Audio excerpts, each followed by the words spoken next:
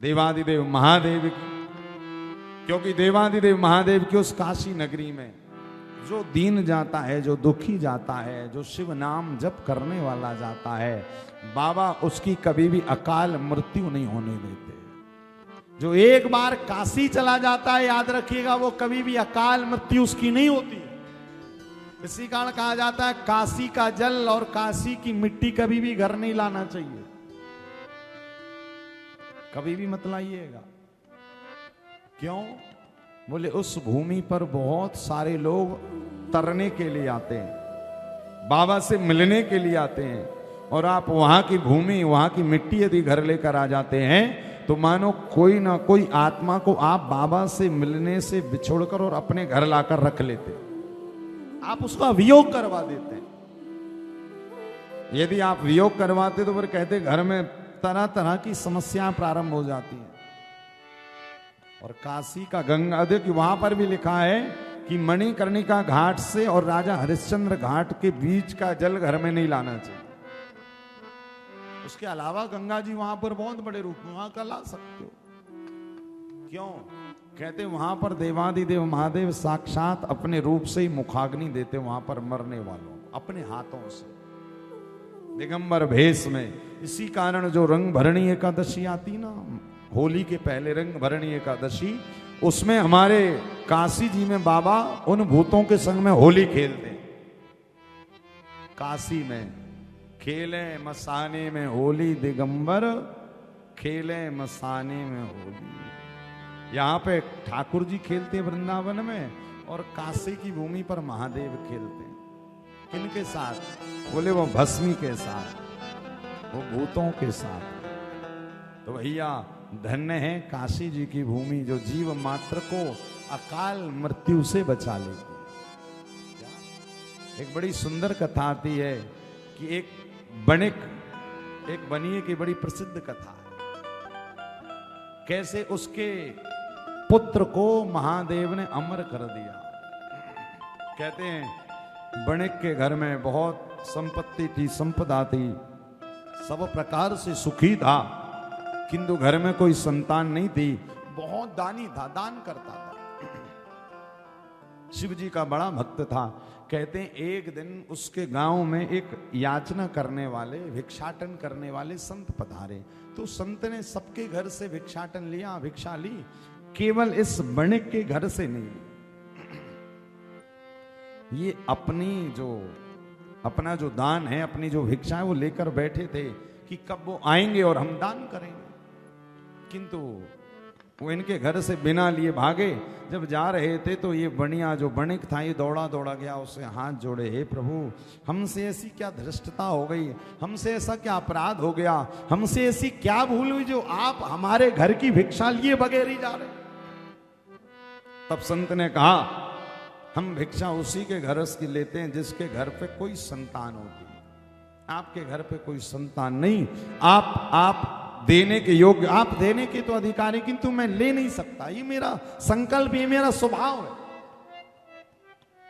आज वो बणिक उदास हो गया, देवादिदेव महादेव के शिवलिंग के आगे जाकर खड़ा होकर रोने लगा, हे महादेव क्या एक पुत्र ना होने के कारण क्या मैं संत को दान नहीं कर सकता? लिखा हुआ है महादेव मन ही मन विचार कर रहे कि तेरे भाग्य में, तेरे प्रारब्ध में संतान सुख है ही नहीं। पार्वती जी ने कहा प्रभु आपकी इतनी पूजन करता है और आपकी पूजा करने वाला भक्त रो कैसे सकता? नाथ आपको कुछ ना कुछ उपाय करना पड़ेगा। कहते भगवान ने उसको पुत्र दिया, किंतु अल्पज्ञ, अल्प आयु वाला पुत्र दिया। कहा पुत्र तो दे दूंगा पार्वती, किंतु उस पुत्र की आयु कम होगी। 12 वर्ष की आयु वाला एक पुत्र दे दिया।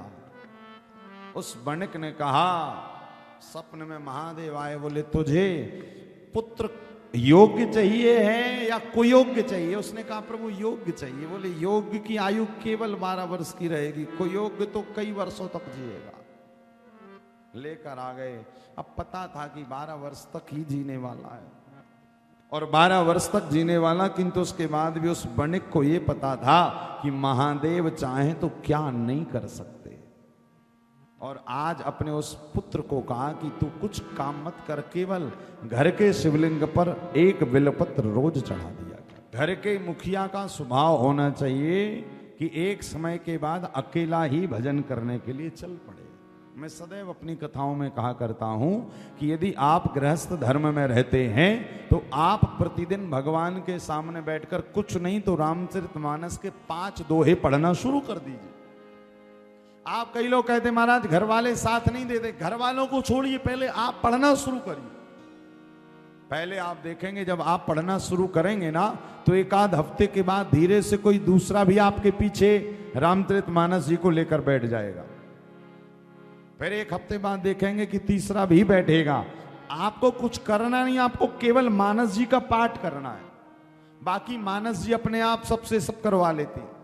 और धीरे धीरे धीरे एक दिन वो समय आएगा कि पूरा परिवार पूरा परिकर बैठकर राघव जी के सामने मानस जी का पाठ करेगा और उसी समय आपका घर साक्षात शिवलोक बन जाएगा। भाई शिवलोक क्या है? शिवलोक का मतलब है जहां पर सत्संग होता हो, जहां पर भजन होता हो। और आज सबसे पहले भजन, विवाह के बाद भजन के मार्ग पर बाबा आगे बढ़े और कहते जब महादेव आगे गए तो फिर धीरे से पार्वती मैया भी प्रवेश कर गई। भाई घर के मुखिया को तो भजन मार्ग में लगना ही पड़ेगा ना। यदि आप संतानों को अच्छा बनाना चाहते हो, संस्कारी बनाना चाहते हो तो भले दिखाने के लिए ही सही किंतु भजन में बैठना पड़ेगा। और याद रखिएगा जब तक घर में सत्संग भजन कथा कीर्तन नहीं करेंगे या ऐसे देखिए जैसे आप लोग घर से कथा में सुनने आए तो घर वाले पूछते ना कहां से आ रहे हो, तो आप लोग कहते हो कि भाई कथा से आ रहे हैं। अच्छा, छोटे से बच्चे ने भी सुना कौन सी कथा? बोले शिव पुराण हो रही है। अच्छा शिव जी, फिर वहां से प्रश्न शुरू हो जाता है और उसी से बालक के अंतःकरण में शिव नाम का, कृष्ण नाम का, राम नाम का बीज पड़ जाता है और बस वहीं से सत्संग प्रारंभ हो जाता है। आज भगवान शिव को पता है कि अंत में जो काम आने वाला भजन है बस उसी में बैठ गए। धीरे से पार्वती मैया भी बगल में आकर बैठ गई और लिखा हुआ कि बहुत समय तक शिव और पार्वती कैलाश पर्वत पर राजा मानो अपनी ससुराल में रहे। बाबा जब ससुराल में रहे ना तो पार्वती की बहन कहती देख तेरे पति का तो कोई घर ही नहीं है, तेरे पति का कोई घर नहीं है। तो एक दिन पार्वती जी ने कहा प्रभु क्या ससुराल में ही पड़े रहेंगे हम लोग? कहा नहीं नहीं बताओ। तो तब भगवान शिव ने पार्वती के कहने पर अपने अंतःचित्त से सप्तपुरियों में एक पुरी, कौन सी पुरी? कि काश्याम मरणान मुक्ति, काश्याम मरणान मुक्ति, काश्याम मरणान मुक्ति। भगवान देवादिदेव महादेव ने सप्तपुरियों में एक पुरी काशी जी का चिंतन किया और भगवान पार्वती के सहित कहां पहुंच रहे हैं? गोस्वामी जी ने रामचरितमानस में लिखा है। वो कौन सी काशी है? अरे काशी सकल तीर्थ कर राजा, काशी सकल तीर्थ कर राजा, जपत जोग जप तप समाजा, जपत जोग जप तप समाजा। काशी मरत जन तो अवलोकी, काशी मरत जन तो अवलोकी।